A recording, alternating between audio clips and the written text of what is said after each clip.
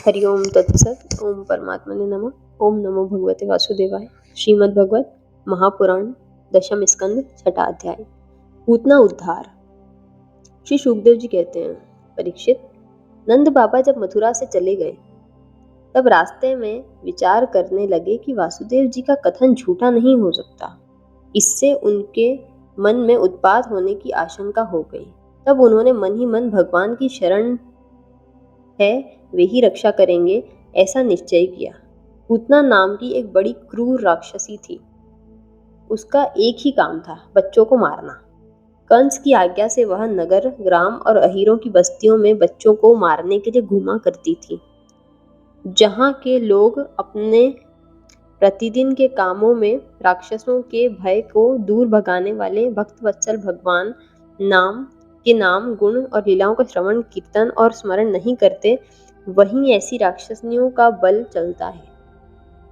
वह पूतना आकाश मार्ग से चल सकती थी और अपनी इच्छा के अनुसार रूप भी बना लेती थी। एक दिन नंद बाबा के गोकुल के पास आकर उसने माया से अपने को एक सुंदरी युवती बना लिया और गोकुल के भीतर घुस गई। उसने बड़ा सुंदर रूप बनाया था। उसकी चोटियों में बेले के फूल गुथे हुए थे, सुंदर वस्त्र पहने हुए थी। जब उसके कर्ण फूल हिलते थे तब उसकी चमक से मुख की ओर लटकी हुई अलकें और भी शोभायमान हो जाती थी। उसके नितंब और फूल कलश ऊंचे ऊंचे थे और कमर पतली थी। वह अपनी मधुर मुस्कान और कटाक्षपूर्ण चितवन से व्रजवासियों का चित्त चुरा रही थी। उस रूपवती रमणी को हाथ में कमल लेकर आते देख गोपियां ऐसी उत्प्रेक्षा करने लगी मानो स्वयं लक्ष्मी जी अपने पति का दर्शन करने के लिए आ रही हूँ। पूतना बालकों के लिए ग्रह के समान थी। वह इधर उधर बालकों को ढूंढती हुई अनायास ही नंद बाबा के घर में घुस गई। वहां उसने देखा कि बालक श्री कृष्ण शैया पर सोए हुए हैं। परीक्षित, भगवान श्री कृष्ण दुष्टों के काल हैं, परंतु जैसे आग राख की ढेरी में अपने को छिपाए हुए हैं, वैसे ही उस समय उन्होंने अपने प्रचंड तेज को छिपा रखा था।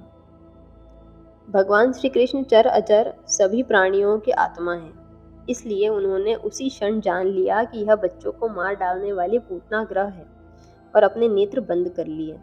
जैसे कोई पुरुष भ्रमवश सोए हुए सांपों को रस्सी समझकर उठा ले, वैसे ही अपने काल रूप भगवान श्री कृष्ण को पूतना ने अपनी गोद में उठा लिया। मखमली मयान के भीतर छिपी हुई तीखी धार वाली तलवार के समान पूतना का हृदय तो बड़ा कुटिल था, किंतु ऊपर से वह बहुत मधुर और सुंदर व्यवहार कर रही थी। देखने में वह एक भद्र महिला के समान जान पड़ती थी। इसलिए रोहिणी और यशोदा जी ने उसे घर के भीतर आई देखकर भी उसकी सौंदर्य प्रभा से हतप्रतिभ सी होकर कोई रोक टोक नहीं की, चुपचाप खड़ी खड़ी देखती रही। इधर भयानक राक्षसी पूतना ने बालक श्री कृष्ण को अपनी गोद में लेकर उनके मुंह में अपना स्तन दे दिया, जिसमें बड़ा भयंकर और किसी प्रकार का पच ना सकने वाला विष लगा हुआ था। भगवान ने क्रोध को अपना साथी बनाया और दोनों हाथों से उसके स्तनों को जोर से दबाकर उसके प्राणों के साथ उसका दूध पीने लगे। वे उसका दूध पीने लगे और उनका साथी क्रोध प्राण पीने लगा। अब तो पूतना के प्राणों के आश्रयभूत सभी मर्मस्थान फटने लगे। वह पुकारने लगी, अरे छोड़ दे, अब बस कर। वह बार बार अपने हाथ और पैर पटक पटक कर रोने लगी। उसके नेत्र उलट गए, उसका सारा शरीर पसीने से लथपथ हो गया। उसकी चिल्लाहट का वेग बड़ा भयंकर था। उसके प्रभाव से पहाड़ों के साथ पृथ्वी और ग्रहों के साथ अंतरिक्ष डगमगा उठा। सातों पाताल और दिशाएं गूंज उठी। बहुत से लोग वज्रपात की आशंका से पृथ्वी पर गिर पड़े। परीक्षित, इस प्रकार निशाचरी पूतना के स्तनों में इतनी पीड़ा हुई कि वह अपने को छिपा न सकी। राक्षसी रूप में प्रकट हो गई। उसके शरीर से प्राण निकल गए, मुंह फट गया, बाल बिखर गए और हाथ पांव फैल गए, जैसे इंद्र के वज्र से घायल होकर वृत्तासुर गिर पड़ा था, वैसे ही वह बाहर गोष्ठ में आकर गिर पड़ी। राजेंद्र, पूतना के शरीर ने गिरते गिरते भी 6 कोस के भीतर के वृक्षों को कुचल डाला। यह बड़ी ही अद्भुत घटना हुई। पूतना का शरीर बड़ा भयानक था। उसका मुंह हल के समान तीखी और भयंकर दाढ़ों से युक्त था। उसके नथुने पहाड़ की गुफा के समान गहरे थे और स्तन पहाड़ से गिरी हुई चट्टानों की तरह बड़े बड़े थे। लाल लाल बाल चारों ओर बिखरे हुए थे। आंखें अंधे कुएं के समान गहरी नितंब नदी के करार की तरह भयंकर, भुजाएं, जांघें और पैर नदी के पुल के समान और पेट सूखे हुए सरोवर की भांति जान पड़ते थे।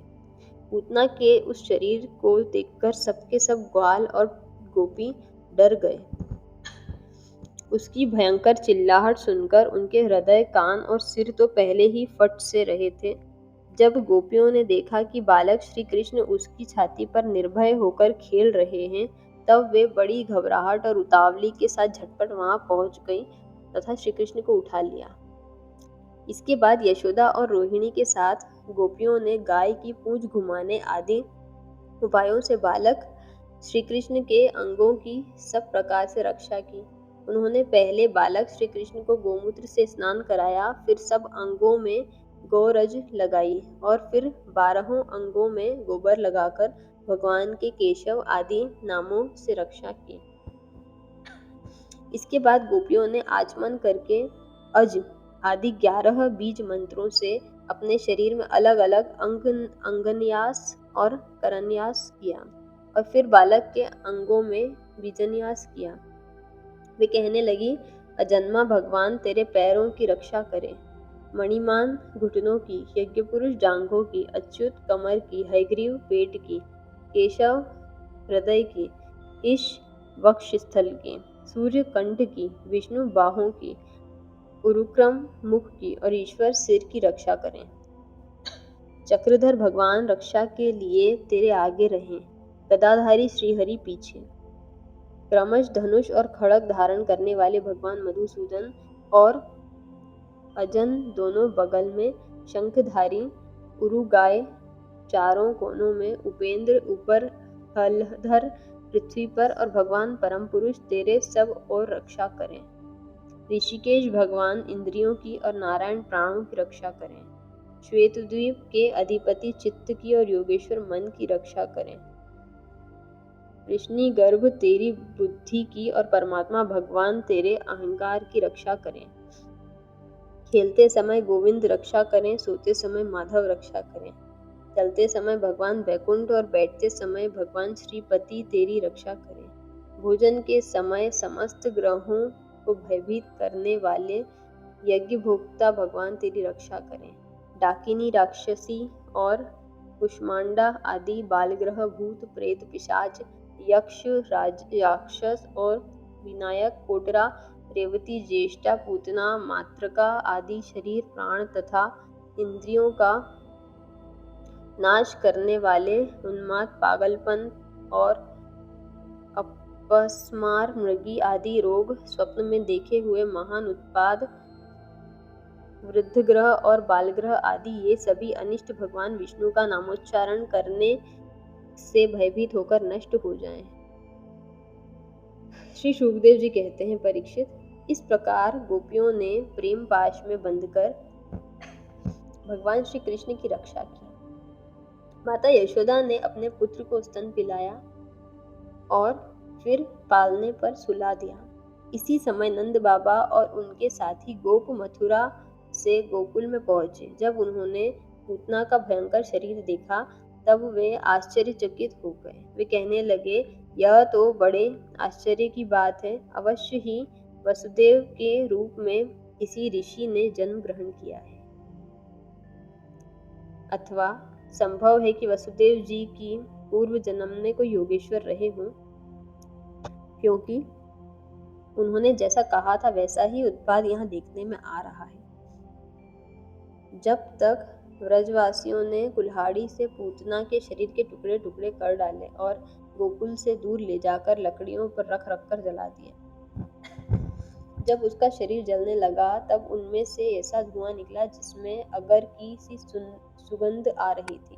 क्यों न हो, भगवान ने जो उसका दूध पी लिया था, जिससे उसके सारे पाप तत्काल ही नष्ट हो गए थे। पूतना एक राक्षसी थी। लोगों के बच्चों को मार डालना और उनका खून पी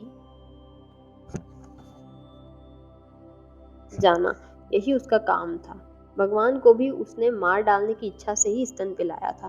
फिर भी उसे वह परम गति मिली जो सत्पुरुषों को मिलती है। ऐसी स्थिति में जो परब्रह्म परमात्मा भगवान श्री कृष्ण को श्रद्धा और भक्ति से माता के समान अनुराग पूर्वक अपनी प्रिय से प्रिय वस्तु और उनको प्रिय लगने वाली वस्तु समर्पित करते हैं, उनके संबंध में तो क्या ही कहना है। भगवान के चरण कमल सबके वंदनीय, ब्रह्मा शंकर आदि देवताओं के द्वारा भी वंदनीय हैं।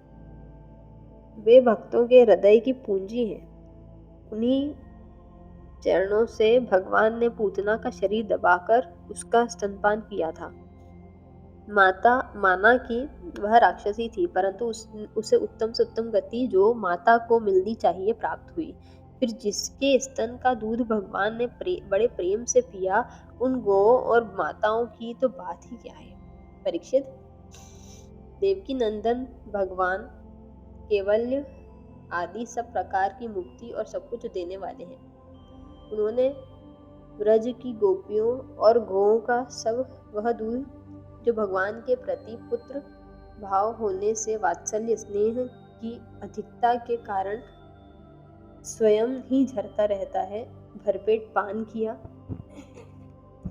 राजन, वो गोएं और गोपियां जो नित्य निरंतर भगवान श्री कृष्ण को अपने पुत्र के रूप में देखती थीं, फिर जन्म मृत्यु रूप संसार के चक्र में कभी नहीं पड़ सकती,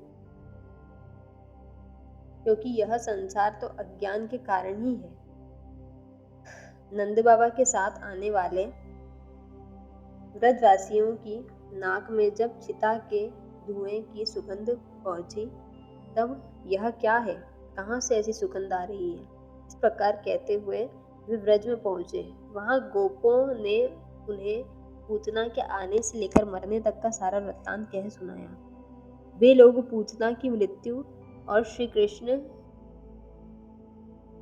के कुशल पूर्वक बच जाने की बात सुनकर बड़े ही आश्चर्यचकित हुए। परीक्षित, उदार शिरोमणि नंद बाबा ने मृत्यु के मुख से बचे हुए अपने लाला को गोद में उठा लिया और बार बार उसका सिर सूंघकर मन ही मन बहुत आनंदित हुए। यह पूतना मोक्ष भगवान श्री कृष्ण की अद्भुत बाल लीला है। जो मनुष्य श्रद्धा पूर्वक इसका श्रवण करता है, उसे भगवान श्री कृष्ण के प्रति प्रेम प्राप्त होता है। हरिओम तत्सत। छठा अध्याय समाप्त।